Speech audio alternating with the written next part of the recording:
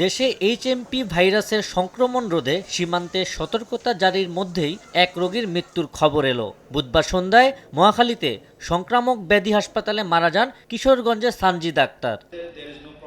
এদিকে HMP virus নিয়ে জনসচেতনতা তৈরি করতে বৃহস্পতিবার সকালে রাজধানীর বঙ্গবন্ধু শেখ মুজিব মেডিকেলে emerging Trends human metapneumo virus a new threat to Bangladesh শীর্ষক বিশেষ সেমিনারের আয়োজন করা হয়।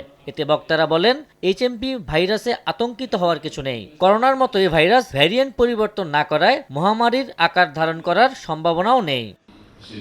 ডায়াবেটিস, উচ্চ রক্তচাপ, কিডনি, অ্যাজমার মতো যাদের জটিল রোগ আছে তাদের বিশেষভাবে সতর্ক থাকতে হবে। লক্ষণ অনুযায়ী চিকিৎসা দিলে এবং পর্যাপ্ত পরিমাণে তরল ও পুষ্টিকর খাবার খেলে রোগটি ভালো হয়ে যায়। একাধিক রোগে আক্রান্ত ব্যক্তি ছাড়া এই রোগ শনাক্তকরণের জন্য পরীক্ষা করারও প্রয়োজন নেই বলেও জানান স্বাস্থ্য বিশেষজ্ঞরা। তবে আক্রান্ত ব্যক্তিকে ব্যবহার করতে হবে মাস্ক। নতুন ভাইরাস না, করোনা সম্পূর্ণ নতুন ভাইরাস ছিল।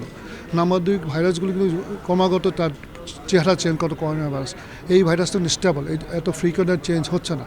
3 নম্বর হচ্ছে এটা কিন্তু ওইটার মতো ভয়াবহ না, ওইটার মতো আবার ছড়ায়ও না। যাদের আপনার প্রতিরোধ ক্ষমতা কম বা ছোট বাচ্চারা তাদের ক্ষেত্রে এটা বেশি ক্ষতিকারক। যদি কোনো হাঁচি, কাশি, সর্দি বা ব্রঙ্কিওলাইটিস যেগুলো আমরা বলি, নিউমোনিয়া যদি হয়, সেক্ষেত্রে আমাদেরকে সতর্কতা নিতে হবে। এদিকে আক্রান্ত রোগীর মৃত্যুর ঘটনায় দুপুরে স্বাস্থ্য মন্ত্রণালয়ে জরুরি সংবাদ সম্মেলন করা হয়। স্বাস্থ্য মন্ত্রণালয়ের বিশেষ সহকারী অধ্যাপক সাইদুর রহমান বলেন, ভাইরাসটিতে আক্রান্ত কেউ সাধারণত মারা যায় না। সানজিদা আক্তার এইচএমপিভিতেই মারা গেছেন কিনা তা এখনো সুস্পষ্ট নয়। এইচএমপিভির কারণে মৃত্যু হওয়ার ঘটনাটি বিরল। সুস্থতা, তার ইমিউন স্ট্যাটাস, তার অন্যান্য রোগের উপস্থিতি, এইগুলো নির্ধারণ করে এইচএমপিভি দিয়ে ওই মানুষটি আসলে কতখানি ঝুঁকির মধ্যে আক্রান্ত হবেন। এই ভাইরাসের ক্ষেত্রে মাস্ক পরা, বারে বারে হাত ধোয়া, এই দুটো কাজ যদি করা যায়, এটা সংক্রমণের বিস্তার রোধ করবে। কোভিড কালে আমাদের যে প্রস্তুতিটা হয়েছে সেটাকে আমরা রিজুভিনেট করলে, অনফুট করলেই এটা প্রায় সিমিলার হবে বলে আমরা ধারণা করি। শিশু ও বয়স্ক ব্যক্তিদের মধ্যে যারা গুরুতর